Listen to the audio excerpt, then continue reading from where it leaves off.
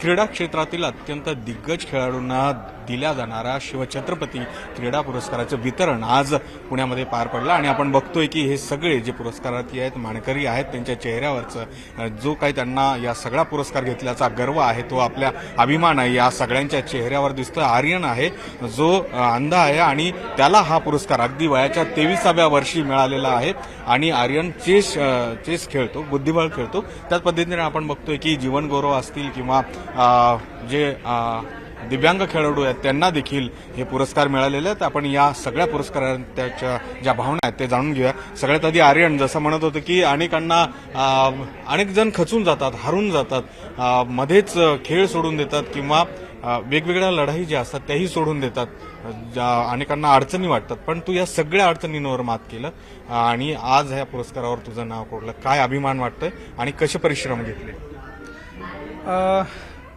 खूप म्हणजे आनंद वाटतोय, खूप खुश आहे मी. आज हा अवॉर्ड मला गव्हर्नमेंट ऑफ महाराष्ट्राने दिला आणि मेहनत म्हणाल तर मी 12 वर्षापासून चेस खेळतोय आणि म्हणजे मला वाटतं की याचं जे काही क्रेडिट आहे ते माझे पेरेंट्स, माझी पूर्ण फॅमिली, फ्रेंड्स, माझे आत्ताचे कोच आहेत रघुनंदन गोखले सर आणि माझे आधीचे कोचेस, या सगळ्यांना जातं.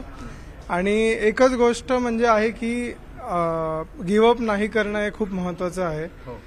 तर कंटिन्यू करणं आणि म्हणजे मेहनत करत राहणं.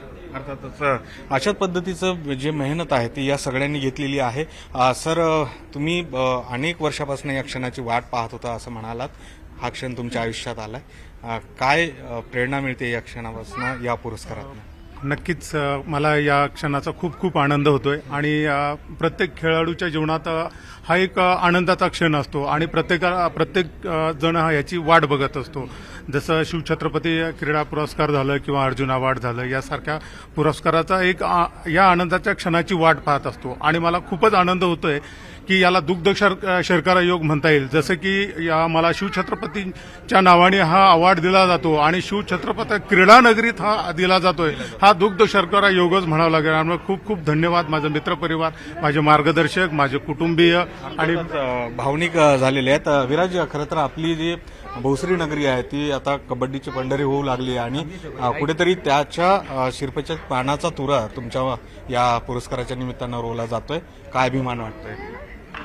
प्रथमतः म्हणजे माझ्या गावामध्ये हा पहिलाच पुरस्कार आहे आणि आमच्या लांडगे घराण्यामध्ये सगळ्यांची इच्छा होती की हा पुरस्कार आपल्या घरामध्ये यावा. त्यासाठी मी भरपूर कष्ट घेतले होते आणि माझी खूप इच्छा होती की हा प्रथम पुरस्कार माझ्याकडनंच भोसरी गावाला मिळावा. आणि अर्थातच तो मिळाला. ही सगळी जी तरुण आहेत ते त्यांचं महत्वाचा वाटा जो आहे तो आहे. शरीरसौष्ठव स्पर्धेमध्ये देखील आपण बघतोय सिद्धांत, किती मेहनत घ्यावी लागते हे सगळ्यांना दिसतंय, परंतु मेहनतीच्या पलीकडे काहीतरी असते आणि ते हे आहे जे तुमच्या हातामध्ये आता. इतर जे तरुण आहेत जसं अनेक वेळा ते खचतात, त्यांना या निमित्तानं काय सांगशील? तुझ्या मेहनतीची काय कशी मेहनत घेतली तेही सांगशील? मी वयाच्या 15व्या वर्षी बॉडी बिल्डिंग सुरू केली 9वीत असताना. त्यावेळेचा एक छोटासा व्यायाम सांगतो की दररोज 1000 बैठका, 250 जोर, 250 डिप्स, 200 पुलअप्स आणि 1000 रेपिटेशन ॲपशे काढायचो. तिथून आज एक 15 वर्ष झालेत आणि महाराष्ट्र शासनाचा शिवछत्रपती राज्य पुरस्कार मिळालाय. मी आपल्या युथला एवढंच सांगेल की कुठलीच गोष्ट इम्पॉसिबल असा शब्दच नाहीये. कुठलीही गोष्ट हातात घेतली की ती होतेच होते आणि माझा एक नियम आहे, बेस्टच करायचं. जी गोष्ट हाताला लावली तर ती तडा मारल्याशिवाय ती सोडायची नाही कुठल्या परिस्थितीमध्ये. आणि कन्सिस्टन्सी हा गेम आहे. तुम्ही जर ठरवाल की मी खूप मोठं माझं स्वप्न आहे आणि ते स्वप्न तुम्हाला छोट्या पायऱ्यांनी सुरू करायला पाहिजे आणि ती पायरी फक्त ते मनातला विश्वास पाहिजे. जगात तुम्हाला अनेक लोक असतील आजूबाजूचे बोलणारे, जग बोलू देत, पण ज्या दिवशी हे हातात येईल त्या दिवशी ते गप्प बसतील आणि ते बोलण्याची संधी राहणार नाही. आणि त्यामुळे सगळ्या प्रश्नांचं उत्तर हा पुरस्कार आहे असं म्हटलं जाते. खरं तर या वेळच्या पुरस्काराचं वैशिष्ट्य सांगायचं झालं तर या 160 खेळाडूंना जे पुरस्कार दिले गेलेत त्यामध्ये बहुतांश समावेश होता तो महिलांचा आणि महिलांचं प्रतिनिधित्व करतायत. आपण बघतोय वॉल क्लाइम्बिंग अत्यंत अवघड असा खेळ आहे, तो आपल्याकडे जास्त प्रचलित नाही, परंतु तो निवडल्याचा क्षण आणि आता हे पुरस्कार घेतल्याचा क्षण, हा मागे वळून बघताना काय वाटतं आणि ज्या तरुणी आहेत त्यांना काय सांगाल? माझे बाबा पण स्पोर्ट क्लाइम्बिंग करायचे आणि त्यांच्यामुळे मी हा गेम चालू केला. मी 12 वर्षापासून हे खेळते आणि सर्वात मोठं श्रेष्ठ मी माझ्या बाबांना देते. त्यांच्यामुळे आज मला छत्रपती शिवाजी क्रीडा पुरस्कार मिळाला. शब्द नाही आहेत माझ्याकडे सांगायला की मला कसं वाटतंय, पण मी सगळ्यांना हेच सांगेल की डेडिकेटेड कायम तरुणींना असं वाटतं की आपण खेळ प्रकारात पुढे जाऊ शकत नाही, तुम्ही मात्र ते दाखवून दिलं.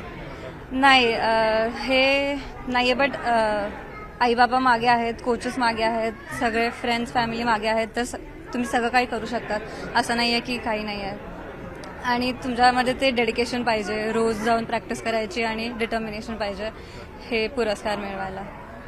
त्यामुळे आपण बघतोय की हे सगळे यांचे अनुभव आहेत जे अनेकांसाठी म्हणजे जे तरुण आहेत त्यांच्यासाठी प्रेरणा ठरत आहेत. आता ही सगळी जी पुरस्कारार्थी आहेत अर्थात यांचाच आदर्श घेऊन अनेक तरुण देखील खेळ प्रकाराकडे वेगवेगळ्या वळतील अशी अपेक्षा करू. सचिन हंचाटेसह गोविंद वाकडे, न्यूज 18 लोकमत, पुणे.